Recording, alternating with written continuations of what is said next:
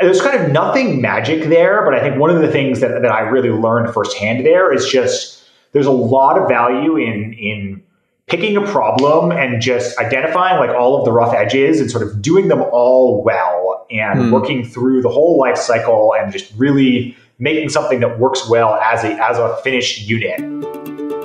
Machines are so fast and stores are so big that they give us plenty of latitude to screw things up. The shell, which is the name we give to the command interpreter. So the operator got a pair of tweezers and very carefully fished the moth out of the relay. Because you've all read The Mythical Man Month. And the best motivator in the world for programming is scratching your own itch. Developers. Hello and welcome to another edition of the Sourcegraph Podcast. My name is Beyang, and on this show we talk with the people behind amazing dev tools and developer experience. Open source authors, maintainers, DevX engineers inside forward-thinking companies, developer advocates and educators, founders of dev tool companies, anyone and everyone who brings joy and delight into our lives as programmers. We talk about their work, we talk about their lives, we talk about their vision of what lies ahead for the world of code. Stay tuned.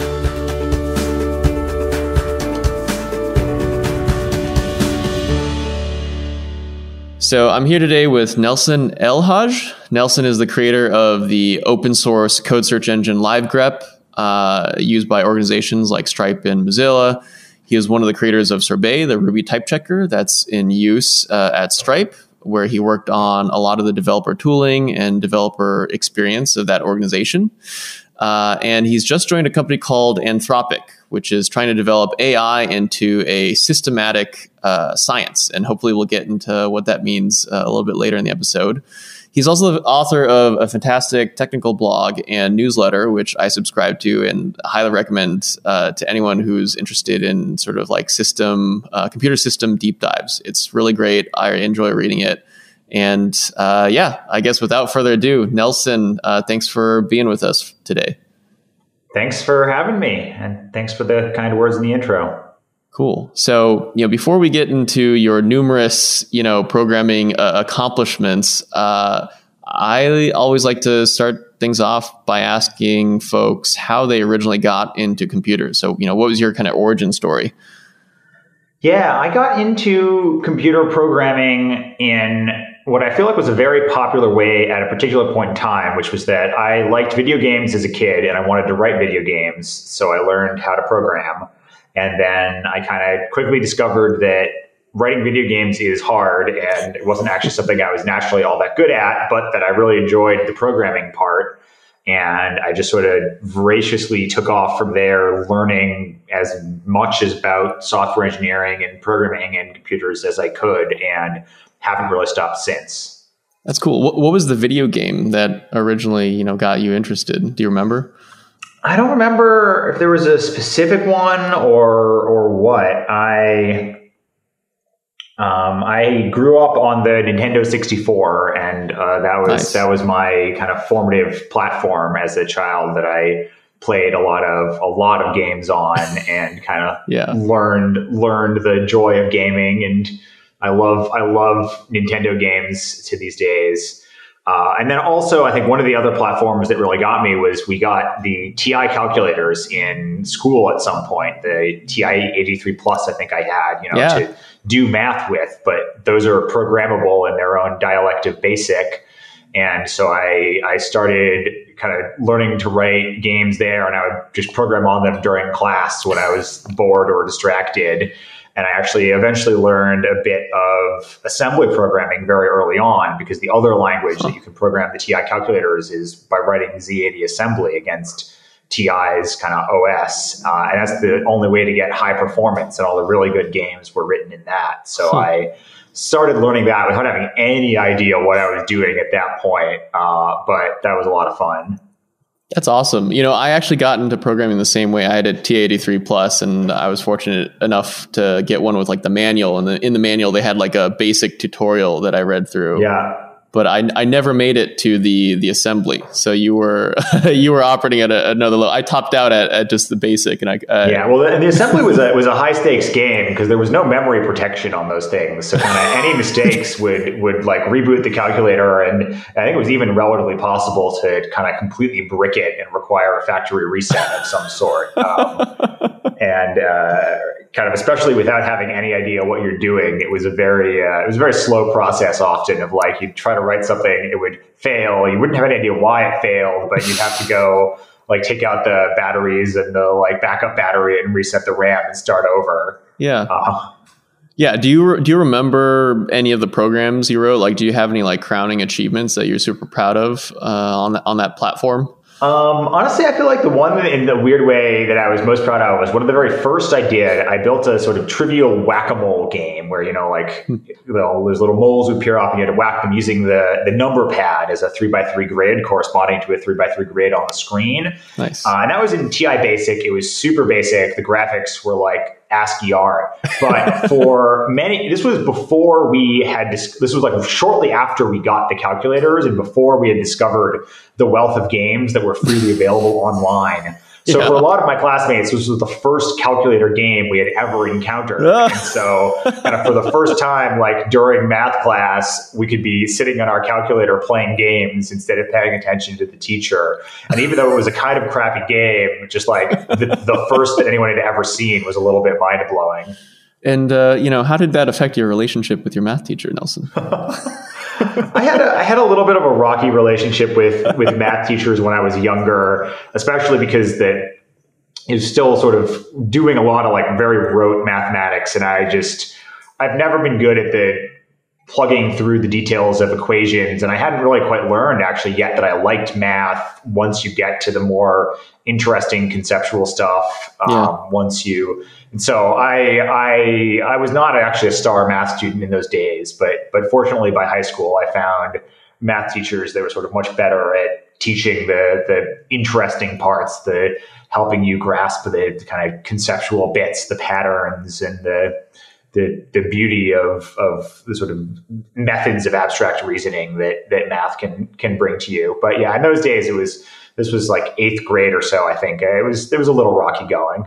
Yeah. I mean, great teachers can make such a difference at that stage, for sure. So, I think the first thing that I guess like put you on my radar was the kernel hacking stuff that you were doing. So what was the line or trajectory from, TI-83 to hacking into the kernel? Because I imagine, there are a couple steps or stages in there. Yeah, I think in college really was where I got into both kernel engineering and low-level systems engineering in general, and then into kind of security work. Mm-hmm. And I'd say I had a group of friends in college, many of whom who would go on to found Ksplice, which was the first company I had a full-time job at, but who just were really great developers and were kind of collectively really interested in systems programming, systems engineering, the lower level, the bits closer to the metal. Mm-hmm. I took the MIT's operating systems class with a number of them, and we all just had a blast. It was one of the hardest classes we ever took, but also really fun, very hands-on. Sort of over the course of the class, you build a basic Unix operating system that runs on x86. You can boot it on your own laptop if you wanted, more or less from scratch, and kind of really understand all of the layers. So I got into systems programming kind of because everyone around me was doing it, and I thought it was fascinating, but I think it was really, you have a group of friends who are doing something and you think it's interesting, that's just a great motivation to keep going. Yeah. Kind of similarly, I was curious about sort of security and exploit development. It's very adjacent to systems programming because both of them involve kind of peering underneath your usual abstraction layers. And security engineering, vulnerability development is one of the fields that absolutely most strongly forces you to look under abstraction barriers and to understand how things are actually working under the hood. Yeah. And so I started by just read some online tutorials, read the classic paper on smashing the stack, and started fiddling and then just playing with exploits on my laptop, writing toy C programs with trivial vulnerabilities, learning how to exploit them, reading other work. And then when I graduated, like I said, a bunch of those kind of same friends that I was in the computer club with who were really good systems programmers started this company, Ksplice, where we were doing hot patching for the Linux kernel. So applying security updates by modifying code in place without a reboot. Like very, very deep systems work. It was my friend Jeff's master's thesis was the foundational work, and he actually kind of did that work to some degree in conjunction with a bunch of the group of us that were in the MIT kind of computer club and thinking hard about systems work. So 4 or 5 of my friends founded that, and then I joined a year later. When I graduated, I was a year out behind them. And so we got into that to do a general purpose tool for applying updates to the OS kernel without reboots. Yeah. It turns out that the main reason anyone cares about applying updates without reboots is for security updates. It's because they have a machine that has, in many cases, local users who are untrusted. They're a kind of shared hosting provider of some sort. And when there's a security update, they want to be able to apply it without taking downtime immediately, because they sort of actually, those are the ones that have the most attack surface, that have the most motivation to apply these updates. And so we kind of accidentally or sort of discovered that, we were really building a security tool as more so than a kind of general sysadmin or operations tool. Interesting. And so we spent a lot of time working with kernel security patches because we were figuring out how to apply them in a zero downtime way, trying to understand the kinds of patches, trying to track things that might be coming down the pipeline to get ahead of them. And then that really intensified my interest in low-level security and kernel security engineering. And I found I kind of started doing kind of hobby vulnerability research, looking for bugs in the Linux kernel, really just because I thought it was fun. Yeah. Wasn't really part of my job. And I found a couple of interesting things, found some, like one kind of interesting bug class or like meta bug, a sort of bug that made other bugs worse. I also found a bug in the KVM hypervisor. The KVM hypervisor is the sort of Linux's native hypervisor for running virtual machines. I found a bug there that would let you break out of a VM guest and run code in the host. Wow. That one seemed cool enough that I took the time to write a full exploit for it and actually gave a talk at Black Hat and DEF CON. I reported it appropriately and got it fixed in kind of months before I gave the talk, and the exploit wasn't super weaponized. It was really just intended as a demo, but it was just a lot of fun and really cool to stitch something like that end to end and just see it work. Of you're running code in a VM, you run some commands, and then suddenly a window pops up on the host and it's escaped. Yeah. Not sure if you've kind of kept up with the security world. I'm a security noob, by the way. But like, do you have any thoughts on the current state of Linux security in the kind of container world? Yeah, I haven't. I've dropped out of being kind of full time in that world, and kind of we might actually see this as a bit of a pattern through my career. I feel like as I go deep somewhere, and then I feel like I understand it pretty well, and then it's more interesting to me to go learn something new than to stay somewhere where I'm an expert. So I've followed it from a distance. I'm less close to it. I think in many ways we're at very similar places to where we were, but more so. I do think that there's been a real trend over the last decade or so since I kind of left security of, I think the defense side, the people who are trying to figure out how to build secure systems and coordinate security, just like really leveling up in maturity and sophistication and rigor of thinking about the whole system and where exploits come from and where to invest effort, and moving beyond the level of just thinking about individual bugs to much more systematic analyses. Yeah, I think it's really exciting that there's been a lot of work in the last couple of years, really, and then starting accelerating in getting Rust to the point where it's usable for a broader and broader class of low-level system software. Yeah. I think that Rust like Rust will not fix every security bug ever, but memory safety bugs of the sort of use after freeze, buffer overflows, the kinds of things that C and C++ are known for. Right. Every study we've done says that they are something like 75% of exploitable bugs in the wild. And working in something like Rust basically fixes most of those. Yeah. And that there's work right now to get Rust support into the upstream kernel. I know several of the people working on it, although I haven't really been involved. That that's seems cool. likely to land. Yeah. There's increasing energy, like some of the WebAssembly runtimes are written in Rust. There's Amazon has a hypervisor written in Rust that, and actually Google has a hypervisor written in Rust that they use on their Chromebooks. Yep. I don't think that's gonna kind of completely, fix security, but I think as we push that work through, it has the possibility to really change the shape of the security landscape and how easy it is to find exploitable bugs and things. Yeah, that's cool. I mean, you kind of catching these things as far left, I guess, in the software lifecycle as possible.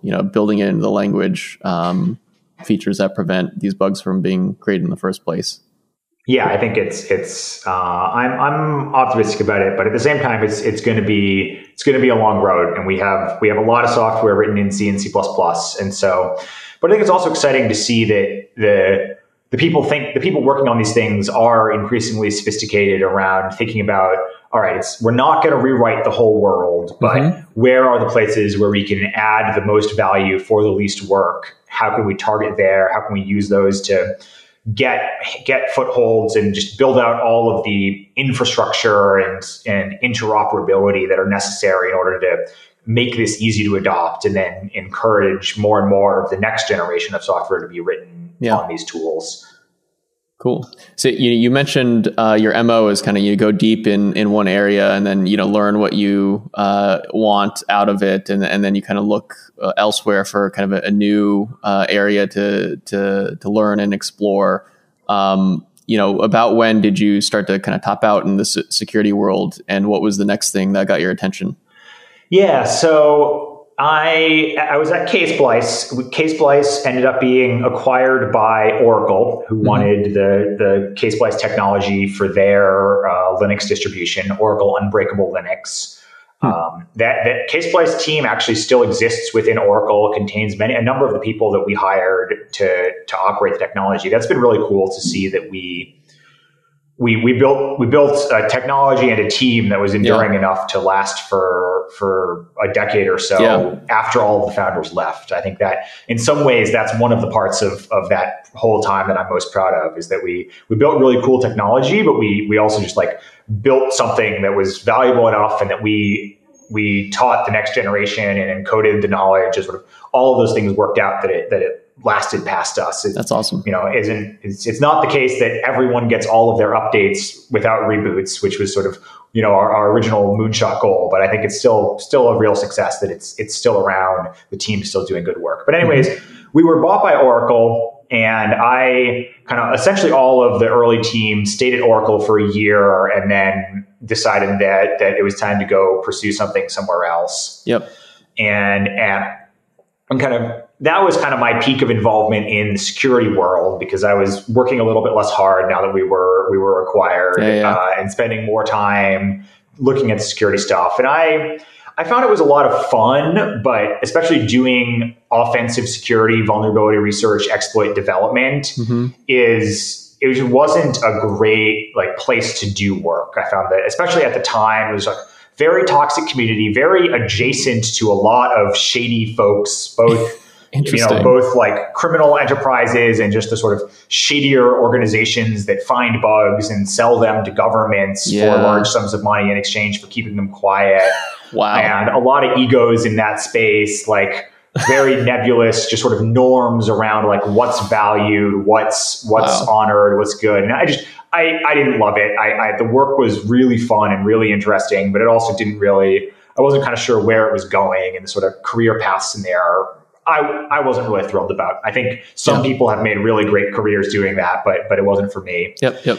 And I kind of ended up at Stripe next, almost immediately after leaving Oracle, almost by accident.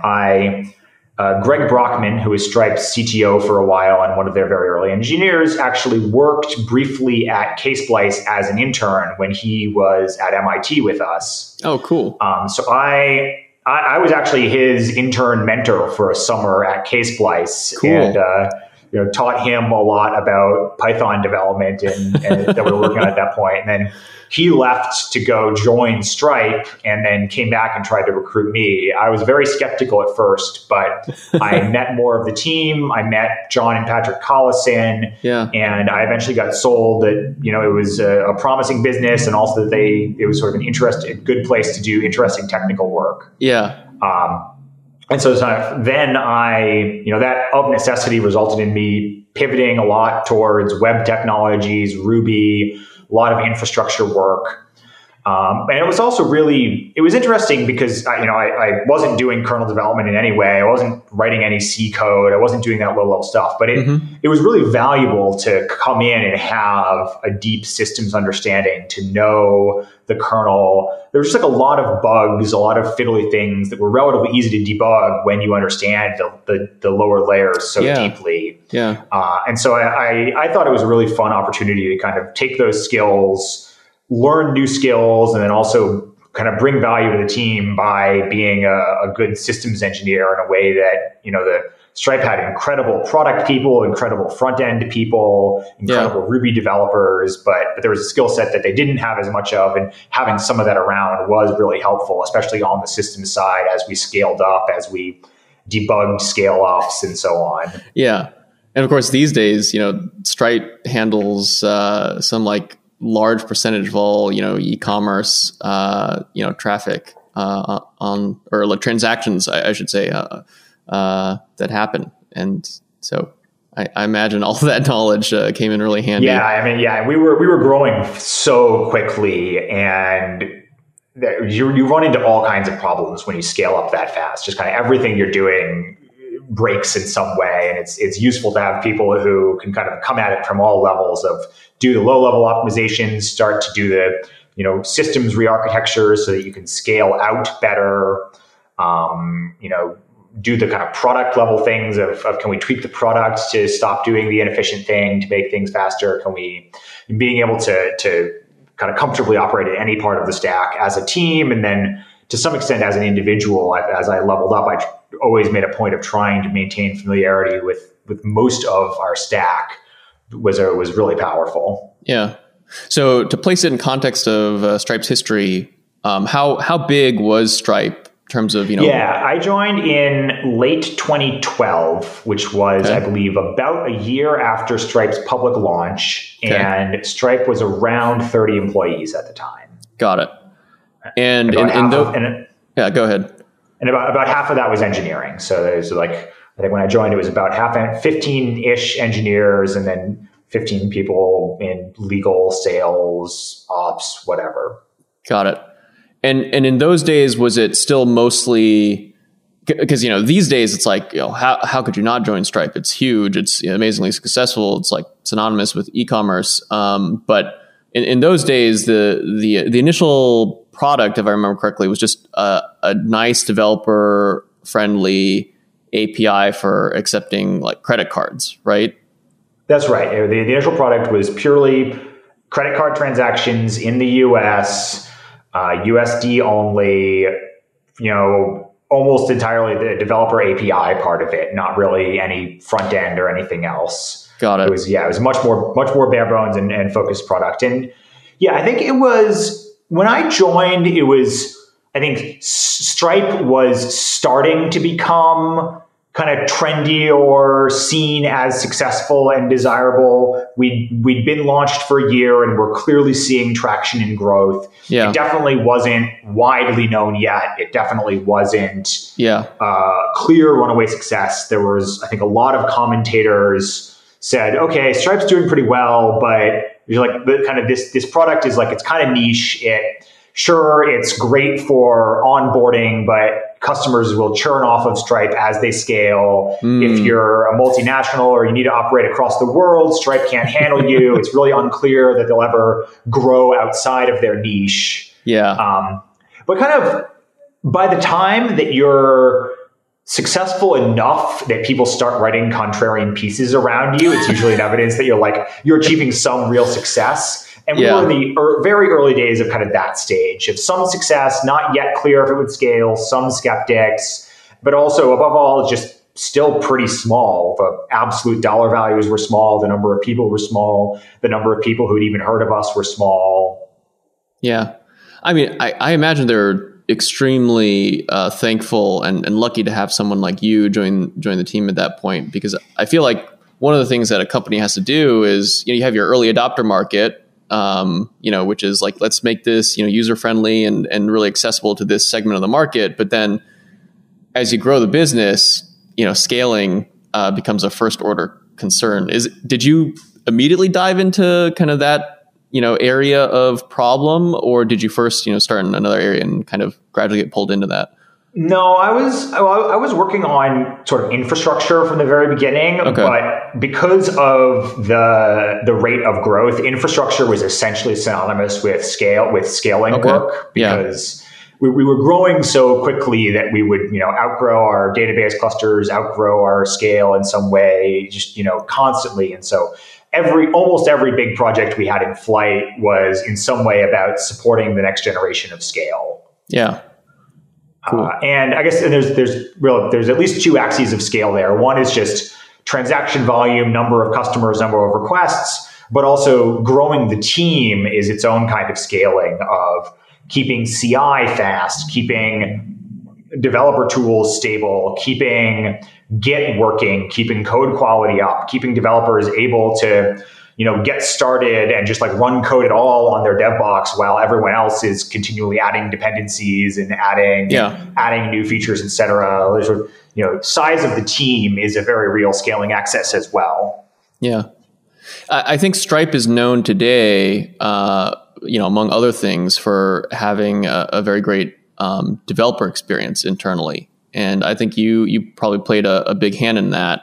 What was the point at which the company started prioritizing developer experience, and what was the point that you got involved in those efforts?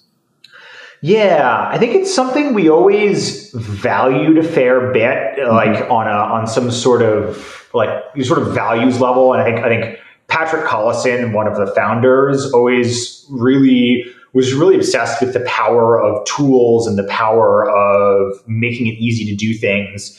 And kind of in some way, that was Stripe's whole thing, was you've been able to accept credit cards online forever, but if we can make it really easy, that's a game changer, even if it's in some sense already possible. Yeah. And there was a somewhat similar attitude of which we want to make sure that our developers internally can be really productive and effective. Yeah. But at the same time, it's not something that we really funded in a concerted way until maybe 2014 or 2015, that we had a team that really, we had individuals, including me, who would spend time on developer tooling and various things, but it wasn't a really priority area or funded in terms of having a standing team until maybe 2014 or 2015. Got it. And it was sometime around there that I took a 3-month sabbatical because I was a little burned out on a bunch of the infrastructure work I was doing. And when I came back, I decided that I wanted to go work with the developer tools team full time as my next project. They weren't called developer tools, but that's what they were. Every team at Stripe has been renamed 30 times as the org grows and scales and moves managers around, et cetera. But I joined the developer tools team. I think it was probably 2016. I might be off by a year. Okay, got it. And what sort of projects came out of that team? Yeah, so I think one big thread was the just developer environment that developers work with on their laptop day to day. Of I'm writing code, how do I run that code? That code runs in an HTTP API endpoint or maybe an async job. How do I run it? How do I test it? Yep. And as you grow, just like this becomes a surprisingly hard problem because you have a huge number of dependencies. You depend on MySQL and Redis and RabbitMQ and Kafka and S3, and you need to have appropriate versions of all of those configured and credentials wired up. You start building multiple services, and you need to be able to run things that work on those. So just the environment that developers used, we ended up building a pretty sophisticated setup where developers would code locally, code would live on their laptops. It would get synced up to a dev box in the cloud. All of Stripe's servers would be auto started on demand. If you talked to the right port, there was a proxy that was like, you're talking to the HTTP, you're talking to the API server. I'll go spin up the API server. I'll keep it running, so you only pay the startup cost on the first run. Yeah. But this way you can have lots of services. You don't have to pay the cost for starting all of them. You only pay the cost for the ones that you're developing on. Yep. But you, the developer, never have to think about, today I'm working on the admin interface. Let's start the admin interface. Yeah.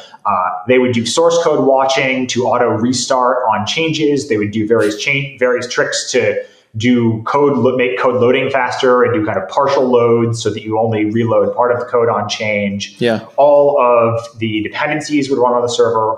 And then because these servers were centrally provisioned and you synced your code to them, you could always throw away your dev box and get a fresh one with the latest configuration, which meant that it was very easy for infrastructure teams and tools teams to maintain this server and keep it always working. And if you have a problem, you just throw yours away and restart. Yeah. And there's kind of nothing magic there, but I think one of the things that I really learned firsthand there is just there's a lot of value in picking a problem and just identifying like all of the rough edges and sort of doing them all well and working through the whole life cycle and just really making something that works well as a finished unit. And like that was one of the biggest things one of the biggest like distinct projects that we did during that phase of time. And it was really a game changer for a lot of people of sort of meant that on day one, you were guaranteed that you could download a laptop, or you would be issued a laptop, and you could have a checkout, and everything would just run. You'd never lose time on day one trying to get your dev environment working. That people who managers who wouldn't really write code, but would occasionally have to come back to write code after not having touched it for 3 months. Yeah. Like that used to always be a nightmare because you'd have a 3-month out of date environment. The first new setup instructions wouldn't work, but also the incremental instructions wouldn't work. Like we fixed that problem too, because we just the one flow, blow it away, give you a fresh box in the cloud, sync the source code up. Centralized infrastructure takes care of all of the details. Yeah.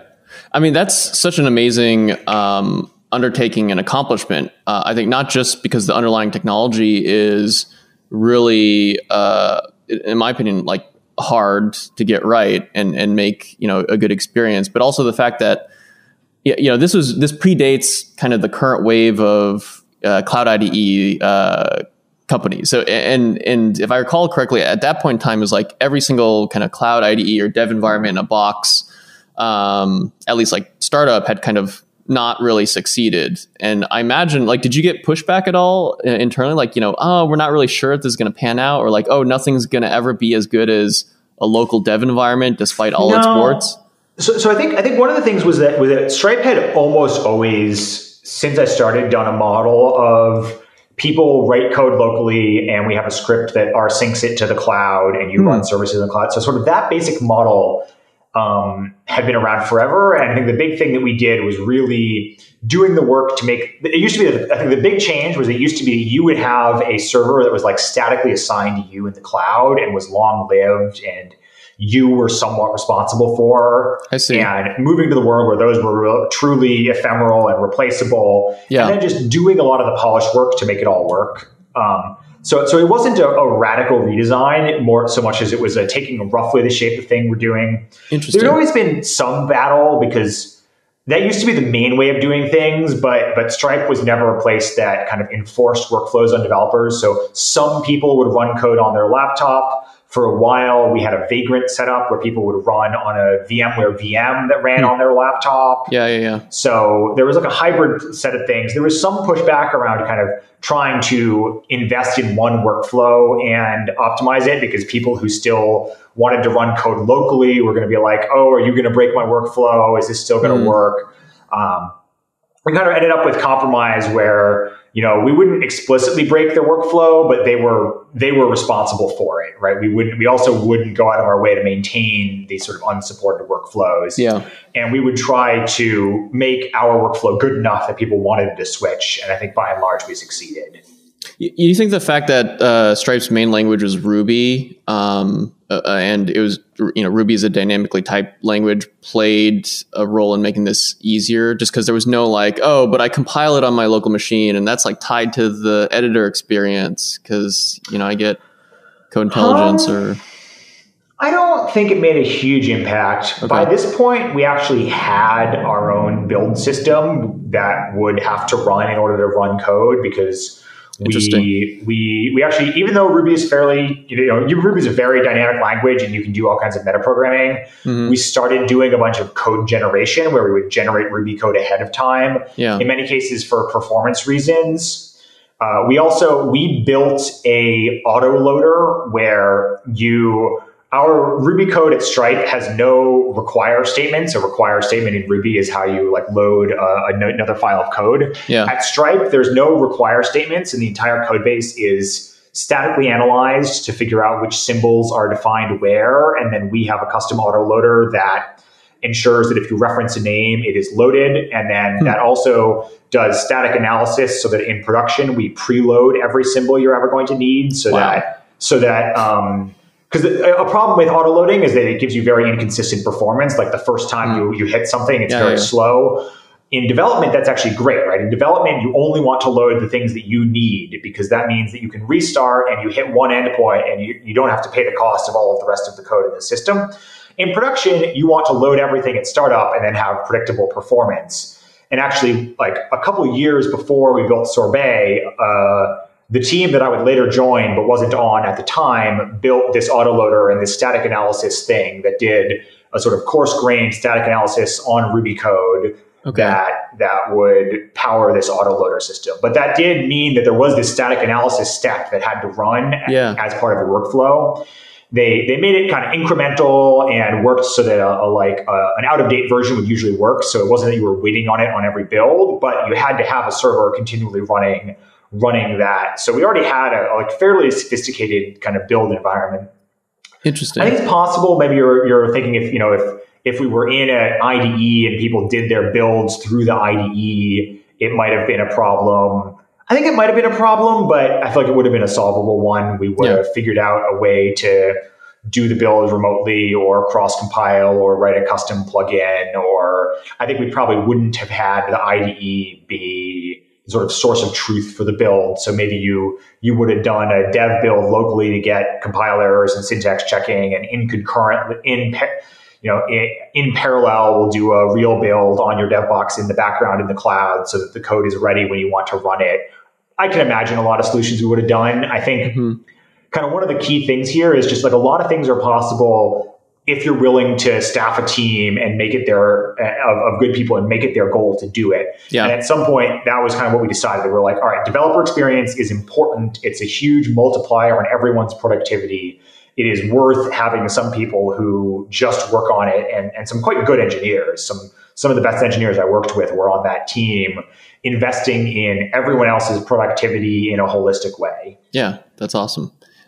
Quick, probably stupid technical question. Yeah. I'm not super familiar with the Ruby internals, but if you were changing things so that you were kind of preloading, statically detecting which symbols were used where, and then preloading those in production, does that mean you're running a fork of the Ruby runtime?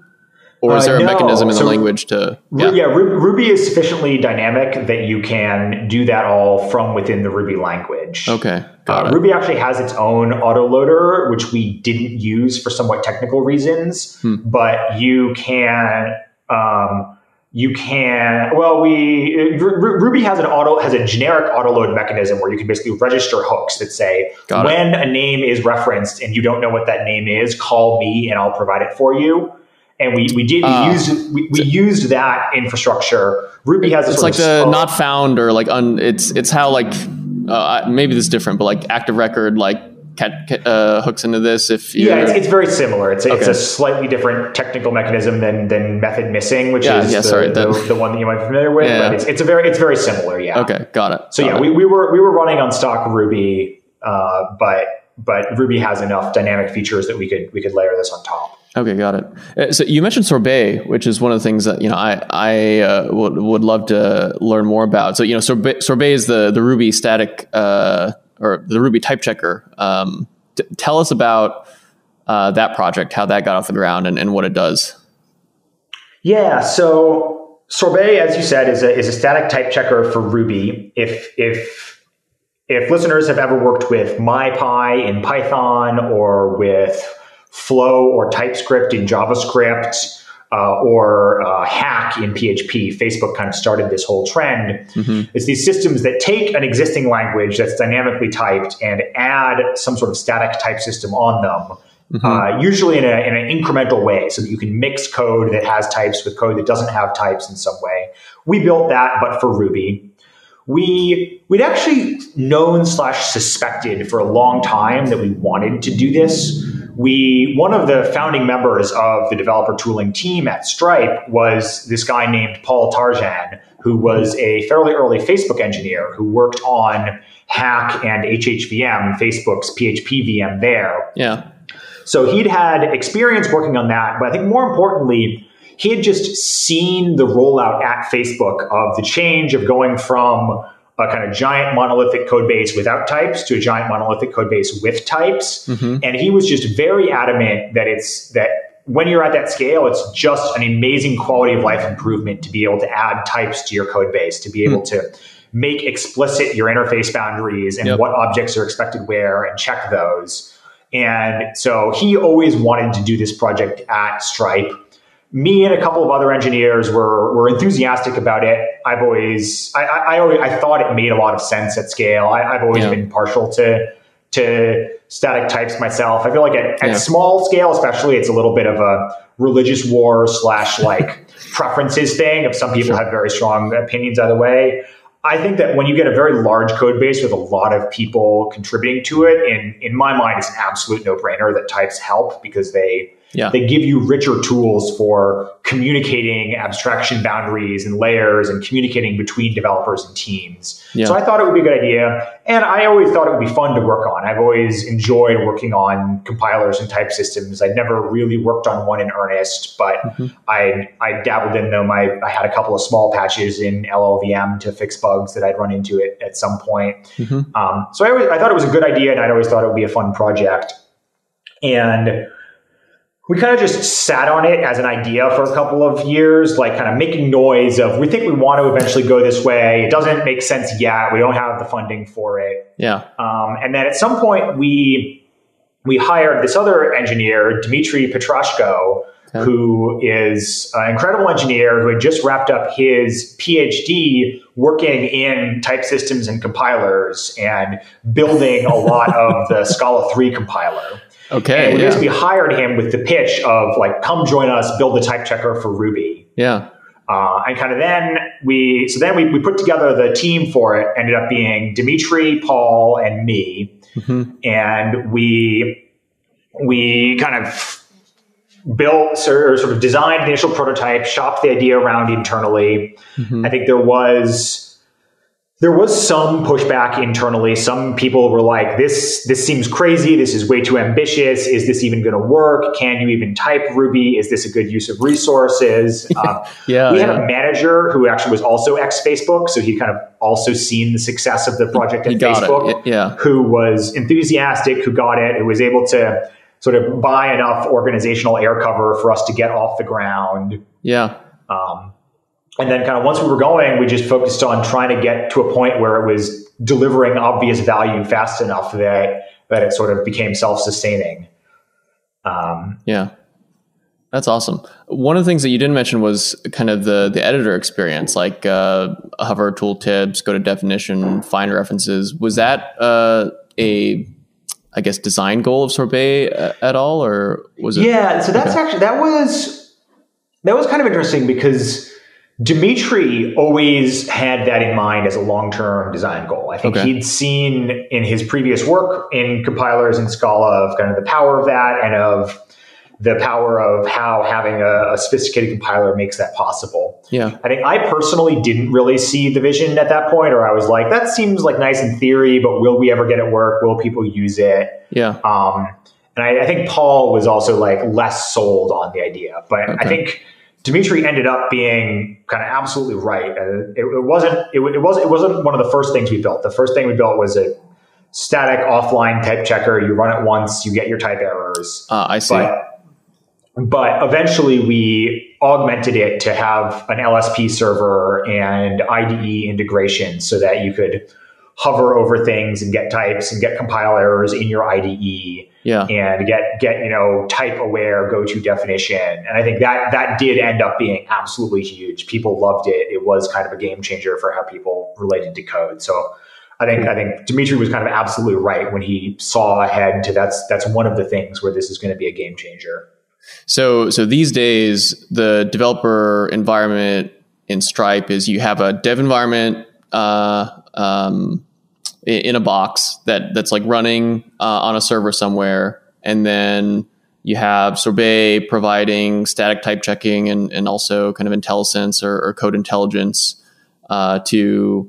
Is the editor a like cloud-based editor, or is it like a local? Yeah, the editor is. The sort of the default editor, Stripe has never quite been willing to force things on developers for better or worse, but the flow that's supported works really well. At least when I left, it's been almost 2 years now, and it's possible that it's changed. But at least when I left, it was local VS Code. You would run VS Code on your laptop. Yeah.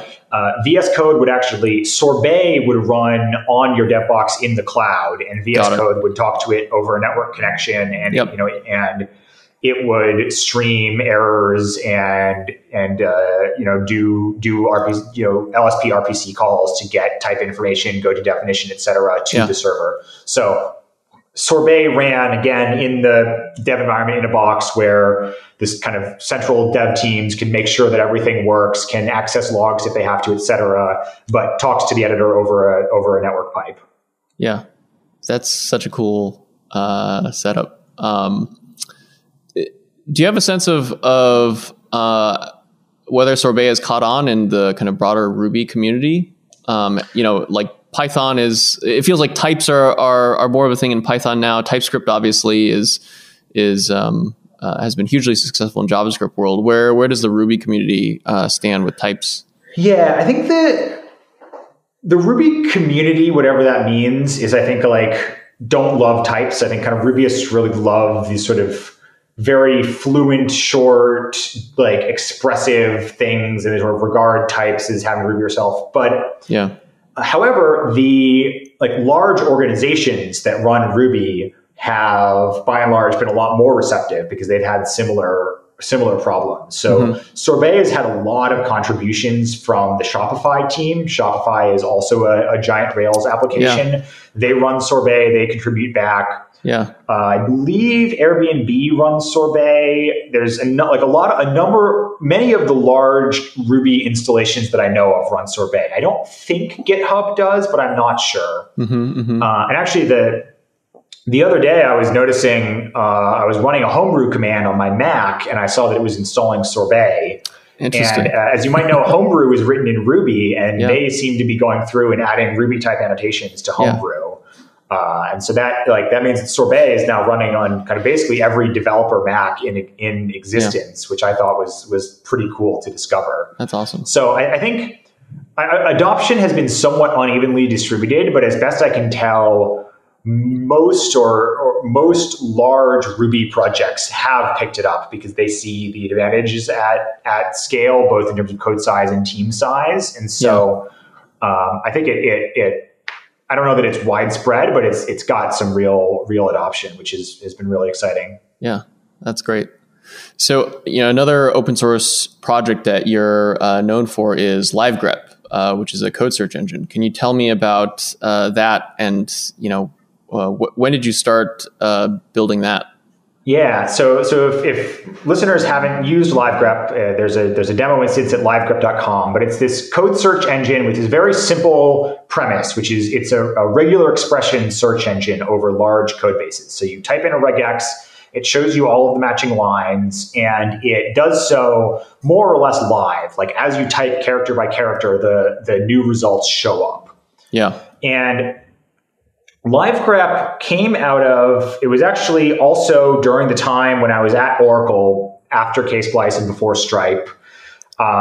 This was in the window where Google Code Search, which you may or may not even remember, but Google used to run this project called Google's Code Search, which was search over basically all of the open source code in the world using regular expressions. Yep. Google had recently sunset Google Code Search, and there weren't really any replacements yet. And Russ Cox, who had been the author of Google Code Search, had not yet released what he would release was a series of blog posts on how Google Code Search had worked. Mm-hmm. So I was missing, and a bunch of my developer friends were missing Google Code Search, and we were kind of talking about how the heck do you build a search engine that uses regular expressions? It's not super obvious how you build an index that can make that efficient. Yep. And so Livegrep originally started purely as a way to explore the technical question of how do you make fast regular expression search? Yep. And because it existed in this window where Russ Cox kind of hadn't yet released the blog posts explaining how Google Code Search worked, I and some friends kind of figured out our own indexing solution, data structure solution from more or less from first principles and from scratch. And so Livegrep has a kind of wacky index that I'm not really aware of anyone else using for regular expression search. It has some definite trade-offs compared to the trigram indexes that Google Code Search and that most popular regex search engines use these days. Yeah. Has some advantages, has some very real disadvantages, but I thought it was certainly a lot of fun to develop. But yeah, so I built that purely as a tech demo of like, can I make this fast? And then I kind of discovered that like, once I made it fast, like, this is actually kind of a powerful interface, and got it. When I went to Stripe, I stood up an instance there, like mostly for fun, but then it ended up being really popular. Yeah. It's still running since I left. People swear by it. Yeah. Dropbox had an instance internally. I know a lot of ex-Stripe people have, wherever they've moved on, have stood up a Livegrep instance with them because they thought it was so powerful. Yeah. So that's also been really cool to see. Yeah, that's awesome. I'm trying to find this tweet from one of your former colleagues, Patrick McKenzie, about how useful this tool is, where he was saying like, whenever someone, here it is. Yeah. When folks ask me, this is Patrick McKenzie tweet. When folks ask me a question about our code base internally, I try to A, answer the question, B, say if I were trying to find the answer to that question with our tools, here's my entry point, here's the code search query, the Livegrep query, and here's my mental heuristic for why I'd click on result number 3. And he goes on to say, since it's publicly available, let me mention that the most common tool I use for answering these questions is Livegrep, and that I intend to boot up a Livegrep instance on the first day of every startup for the rest of my life. It borders on miraculous. So it doesn't get much better than that as far as user testimonials go. Yeah, a lot. It's been really rewarding seeing. Like Livegrep doesn't have a super wide user base, but it has a lot of users who really swear by it, which I feel really, really proud of. Yeah. And maybe speak a little bit more about the implementation, because I think that's interesting, because a lot of code search engines, there's a number, Sourcegraph is obviously a code search engine. There's also Hound, which was implemented at Etsy. And OpenGrok as well, from I think originally Sun Microsystems, now Oracle. But a lot of these code search engines took inspiration from the Russ Cox blog posts about building a trigram index as a backend. But it's super interesting that you kind of almost like took the concept of code search and tried to reverse engineer what you thought would be the optimal implementation, and came up with a different backend, which works extremely well, but is not a trigram index. So, what, if not a trigram index, what is the backend, the backing index for Livegrep? Yeah, so we'll get a little technical here. I have a blog post that explains some of it. Maybe I should actually do an updated version of that because I think it's tweaked a little bit. But I have a blog post that explains it. We can maybe add that in the show notes or something. But Livegrep uses a data structure called a suffix array.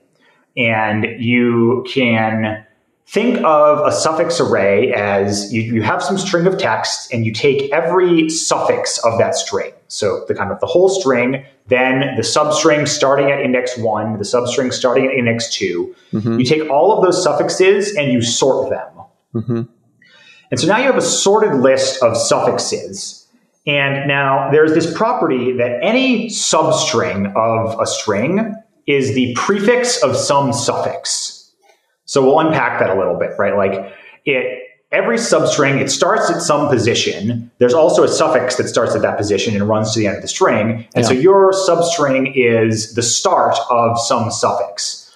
So if I have a sorted list of all of the suffixes, I can do binary search over them to find any substring of the string I'm searching for. Now, that gives me substring search. I want regular expression search.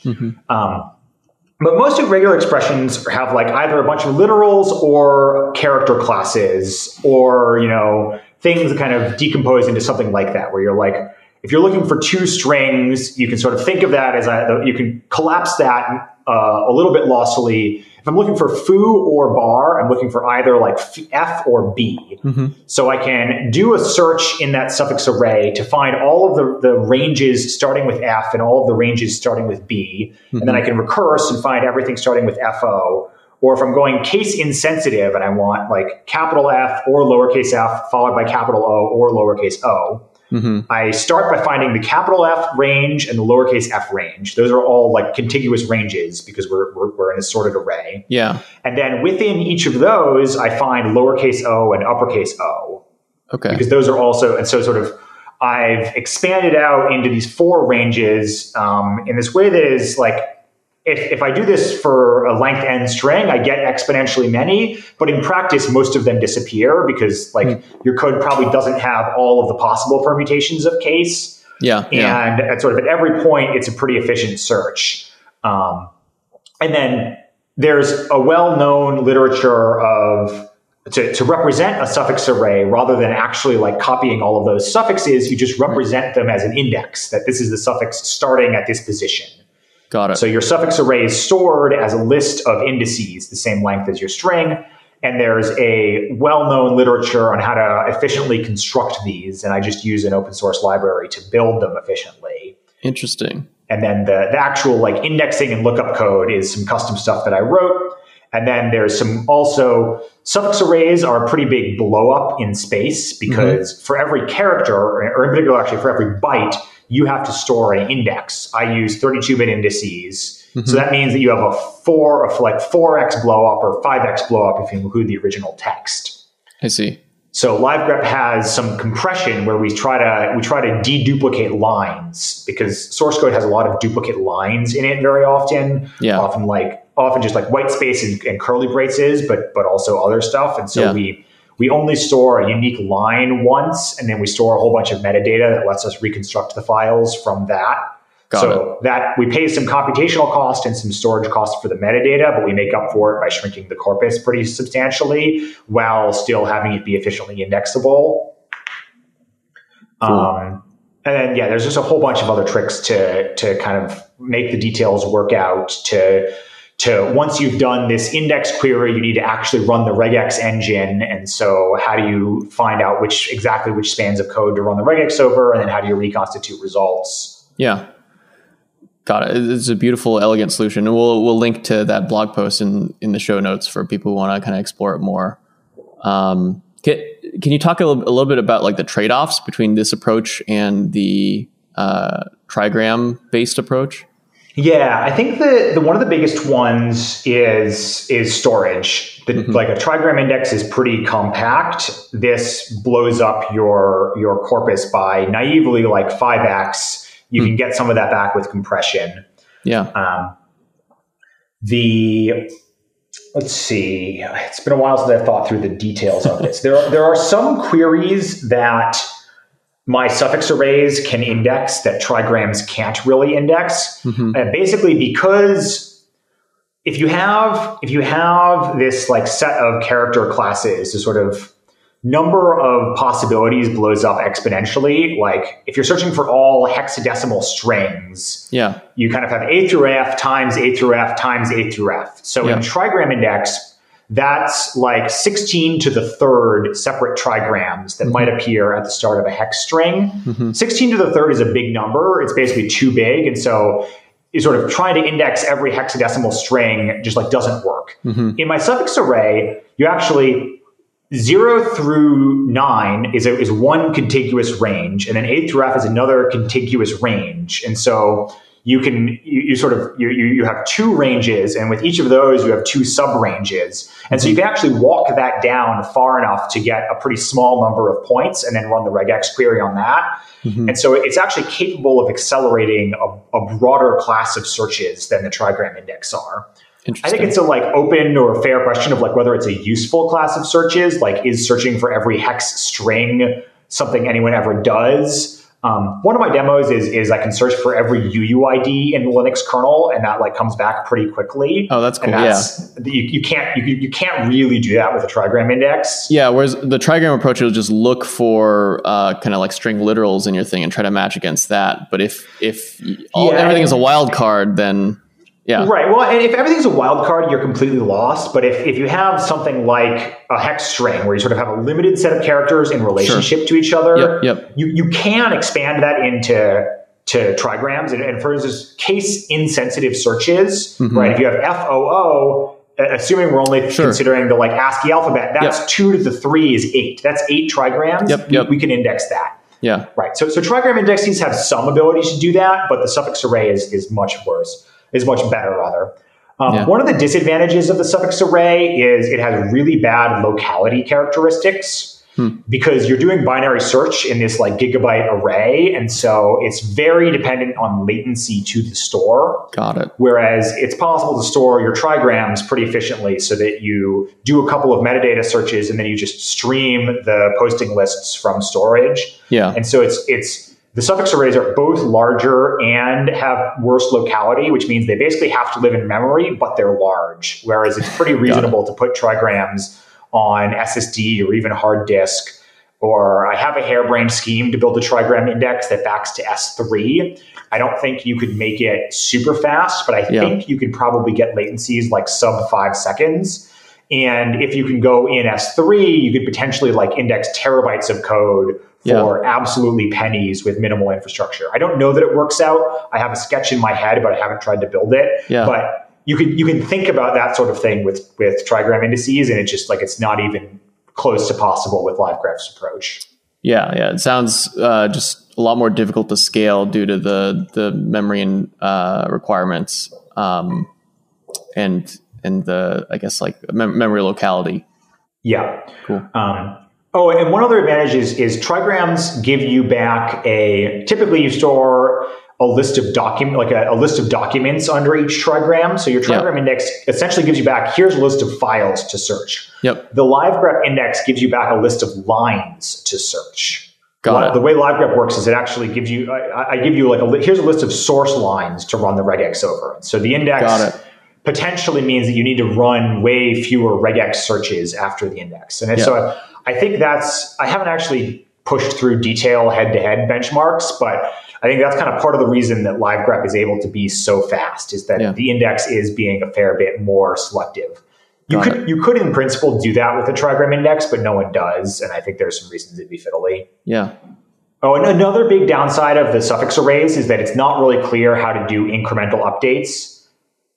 Right. Because you have this massive sort, like how do you do that incrementally? I have some harebrained schemes that look kind of like log structured merge trees, but again, they're purely harebrained schemes that exist in my head. I think they'd be a real pain to actually implement.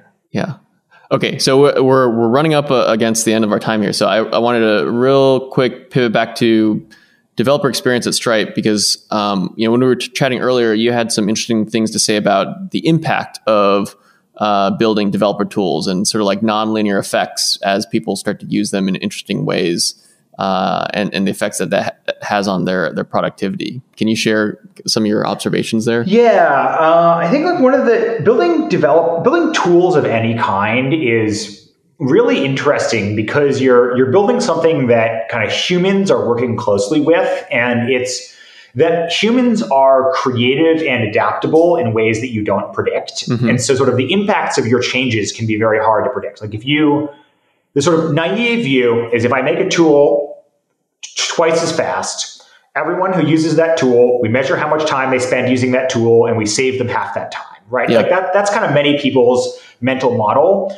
And what actually happens is that those people use that tool more. If it gets faster, they may spend the same amount of time using it, but they like make twice as many queries, or they switch from they run something and they get coffee to they run it incrementally and interactively. Right.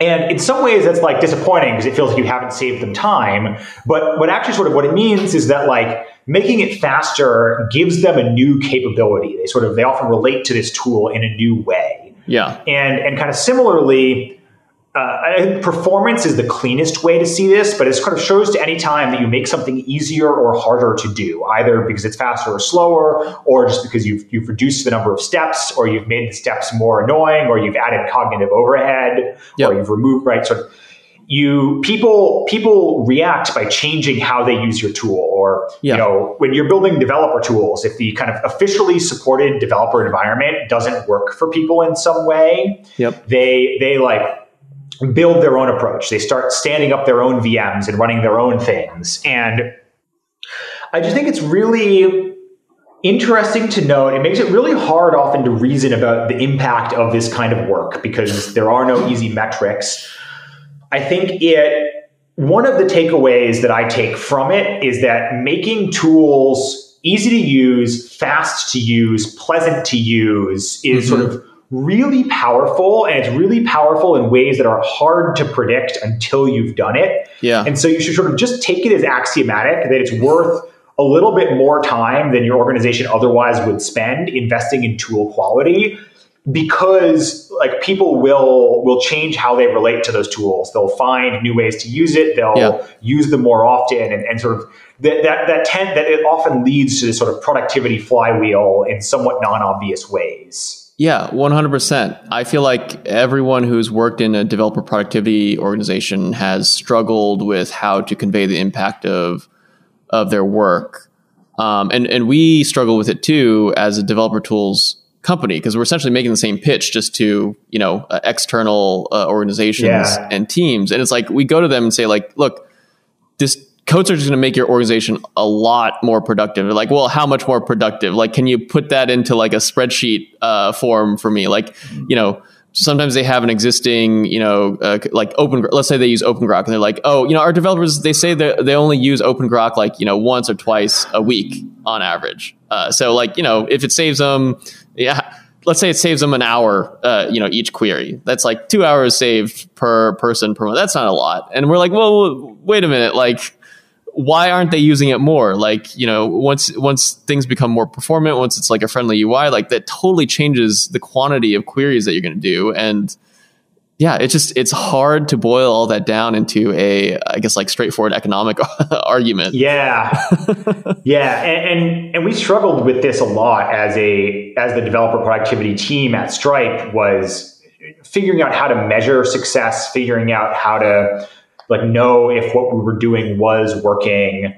I think in large part, like, well, there's sort of a couple of parts here. Like organizationally, I think we solved it by just having an org that really understood and believed in the value of having good developer tools. And so we didn't have to spend a lot of time justifying our existence like up the reporting chain. And that's really valuable. Yeah. It's also sort of it kind of means that like it's on you to actually kind of like there's also like sort of no one checking you in some case. You have to actually convince yourself and your immediate manager or whatever, like what you're doing works, because you're not going to necessarily get huge external pressure to show that you're working. But and then internally, I think we solved it through a combination of reasons. Part of it was like having senior engineers whose sort of judgment and prioritization we trusted, having senior engineers who had seen things work at other organizations, right? I think we never would have tried Sorbet if we hadn't had we might have guessed that it was a good idea, but we never would have tried it if we didn't have ex-Facebook engineers who were like, no, I've been here, I've been in an environment, the problems that you're having, I recognize them. Yeah. Then we rolled out types and they got better. Like we've seen it happen. And being able to just sort of trust those people and not ask them to prove it or to make the spreadsheet is really powerful. And then the last thing was just trying to make sure that we had good relationships and connections to our developers. And that meant both, spending time individually with developers who were users of our tools and getting their complaints, and then also trying to find, imperfect but systematic ways to aggregate their feedback and opinions and responses. And we ran every 6 months a developer tools survey where we would send a survey to every engineer in the company. We gave them a couple of 1 through 5 satisfaction scores so that we had a couple of headline metrics we could track over time. But mostly we gave them a lot of optional free text, like, what's your favorite part of your developer workflow? Like, what's your least favorite part? What do you think about tool X? And then we would sit down and read every single response and aggregate them into themes and pain points. And it was a lot of work. It wasn't super numeric, but it was enough that, you would be able to quantify over time. Like, oh, we rolled out types and people started saying nice things about them. People were like, oh, this is better. Like I can now understand code when I'm reading it. I have more confidence changing code. Yeah. And 6 months is a long ass feedback cycle, but it's better than none at all. And I think it was an expensive, slow one, but it was reasonably high quality. Would it be safe to say that your passion for developer productivity and tools and experience has kind of nicely rolled into what you're doing now at Anthropic, which in a way is kind of like trying to improve the developer experience of debugging these complicated, hard to understand machine learning models? That's an interesting one. I haven't really thought of it quite that way, although I think there's some of it. I do think that kind of coincidentally, Anthropic has a lot of people who share some of my values around there. And I think interestingly, often in different contexts, less about developer tools, but more around, researchy tools or the power of good visualizations to sort of change how people relate to tasks or relate to understanding, or the power of having good tools that are pleasant to work with and fast. Yeah. I think one of my personal deeply held philosophical things that I think has actually rolled over a lot into Anthropic is I think in part this comes of being a systems engineer. I have a sort of obsessive desire to actually understand the computer systems that I'm working with. I'm not happy just cargo culting or copy pasting things unless I have a decent mental model of ideally everything I'm doing all the way down to the hardware, not in detail, but I want to know how the things fit together. Yep. I want to have the confidence that if there is a mysterious bug or behavior I don't understand, at least in principle, I'm confident that I could go read the Ruby interpreter source code, read the kernel source code if I have to, and understand the weird behavior. Yeah. I have another blog post about this that is kind of another one I'm very, very proud of because I think it really conveyed a real mindset that I think is commonly held by some senior engineers, but I hadn't seen well expressed. But I think that the Anthropic team has a somewhat similar relationship towards machine learning and AI and models. And sort of these models are very commonly treated as just sort of absolute magic black boxes where you build a model, maybe it trains, maybe it doesn't train. If it does train, it does well, it classifies images, it generates text, whatever you've trained it to do. Yeah. But don't ask how it does that. That's just sort of unknowable. Just be glad that it works. I think that's really the kind of default way of relating to large ML models. Yeah, yeah. And I think the Anthropic team has a very different attitude. They sort of almost take it as axiomatic that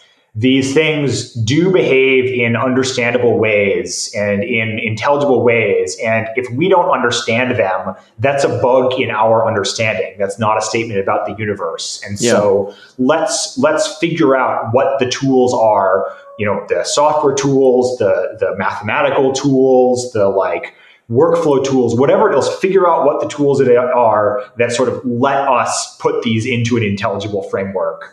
Yeah. And they kind of do that from a couple of angles. And I find that really kind of meshes with my desire to have systems that make sense and that I understand. And I think they've had some real success in the past. I think it's an open question whether this is a research agenda that will bear fruit indefinitely or where it will lead. But I find that really, really appealing and really powerful, I think, as well, because it's a very powerful sort of organizing principle of dig until you find the thing that makes sense. If it works, you're sort of guaranteed to end up with something that you have a better understanding than if you're just tweaking hyperparameters and seeing if it trains or not. It's sort of you're just much more likely to end up in places where you can generalize. Yeah.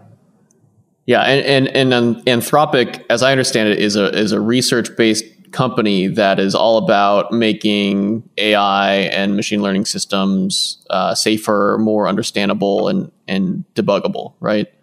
I think that's right. Yeah, we kind of expect we will probably eventually release products. The plan is to eventually productize this kind of research and turn that into products that other people can use and revenue streams and all that goodness. Yeah. But we're very much in research mode right now, and we're really we're focused on how do we build models that are safe, that are understandable, that are responsive to the sort of instructions or goals of the people operating them. Mm-hmm. How can we in general make the field of AI and ML more intelligible? How can we kind of make it more likely that you can know whether a model is going to work or roughly how well it's going to work before you run the massive training job, right? Can we find the sort of science and empirical and mathematical laws that govern these things in various regimes? Yeah. Okay. So my last question for you in the remaining 90 seconds that we have is, can you explain what neural nets are doing? Just kidding. We'll have to save that for you should come back at some point. I feel like that's my coworker Chris Olah and some of his collaborators, I think if you ask that question about vision models in particular, the answer is yes. They can explain how vision models work. They've got some, not in every detail, there's open questions, but to a way better degree than I realized. They've published some really awesome work with some really great explanations and visualizations. Yeah. We could throw a link to that in the show notes as well. But it really changed my perspective on how much it is possible to know about these models and how much we do know in some cases. Yeah. We'll definitely throw a link to that, and maybe you can put in a good word for this podcast with him, and at some point he can come on the show and explain all that. I think that'd be a really fun conversation. Cool. So final parting note, if you could ask the people listening or watching this to do one thing after this episode is over, what would that call to action be? Well, I feel like I'm supposed to tell you to come apply to work at Anthropic because we're hiring, but that's totally fine. But no, I feel like my actual answer is some tool that you use. Probably a software tool, but maybe some meat space tool that you use that you find either a little bit frustrating or a little bit baffling. You're just sort of, there's some sharp edge that you've worked around, or it's a little bit slower than you want. Find time, take an hour to try to fix it or try to understand it, right? Maybe you use Git a lot and it's a little frustrating and a little bit magic. Try to find a way to learn a little bit more about it and make it a little bit less magic. Or you run some process every day for your job and it's too slow. Figure out how to attach a profiler to it. I really believe in the power of getting to know your tools and of fixing the kind of squeaky pain points. And I want other people to kind of have the joy of succeeding at that quest. That's great advice.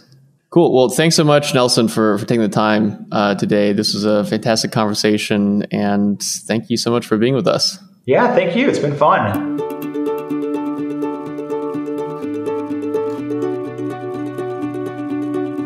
The Sourcegraph Podcast is a production of Sourcegraph, the universal code search engine, which gives you fast and expressive search over the world of code you care about. Sourcegraph also provides code navigation abilities like jump to def and references in code review, and integrates seamlessly with your code host, whether you're working in open source or on a big, hairy enterprise codebase. To learn more, visit sourcegraph.com. See you next time.